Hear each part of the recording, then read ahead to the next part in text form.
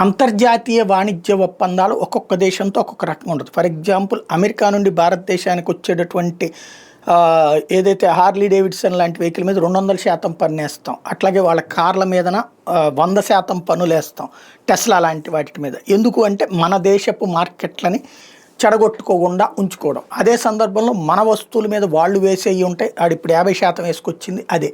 ఈ లెక్కలు అట్లాగే ఉంటాయి. అయితే ఎవరి దేశ ప్రయోజనాలను వాళ్ళు కాపాడుకుంటూ వాళ్ళ దేశంలో ఎక్కువ ఉన్న వస్తువుల్ని తక్కువ ఉన్న దేశాలకి అమ్ముకోవడమే ఈ జియో పాలిటిక్స్లో లేదా జియో ఫైనాన్షియల్ ఆస్పెక్ట్స్లో కీలకం. అది తెలియక బుర్ర చెడినటువంటి ట్రంప్ చేస్తున్న వ్యవహారాలు పక్కన పెడితే అదే యూరప్ ఖండానికి సంబంధించినటువంటి జర్మనీకి సంబంధించినటువంటి మంత్రులు వరుసగా భారత్కి క్యూ కడుతున్నారు. భారత్తో ఒప్పందాలకు సిద్ధపడుతున్నారు. German foreign minister doctor John Wadephul మన భారత వాణిజ్య మంత్రి పీయూష్ గోయల్తో మీటింగ్ అయ్యారు.